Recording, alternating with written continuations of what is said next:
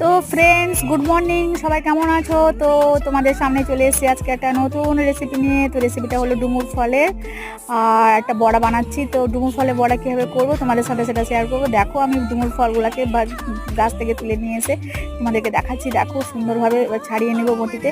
সুন্দরভাবে ছাড়িয়ে নেওয়ার পরে ওগুলোকে আমি ধুয়ে এবার ভালো করে এবার সেদ্ধ করে নেবো কড়াইতে। সেদ্ধ করে নিয়ে আমি ওগুলোকে এবারে বেসন, তেল, নুন, হলুদ, জিরে আর পেঁয়াজ সব কিছু দিয়ে এবারে মাখিয়ে নেব। আমি ভালো করে চটকে নিচ্ছি, একদম ভালো করে মাখিয়ে নিচ্ছি। এবারে গ্যাসে কড়া বসিয়ে দিচ্ছি, কড়াতে তেল গরম করে নিয়েছি। এবার এক এক করে আমি দিয়ে দিচ্ছি ওই বেসন দিয়ে মাখানো ডুমুর ফলটাকে। এবারে দেখো, এত সুন্দর সুন্দর করে তেলে টকবক করে ফুটছে।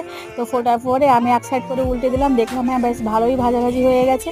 তো এবার তোমরা এটা খেয়ে করে বাড়িতে বানিয়ে দেখো, ঠিক আছে? তো ভালো লাগলে আমাকে একটু বলো যে এটা যদি ভালো হয়েছে রেসিপিটাতে, খেয়ে দেখো, সত্যি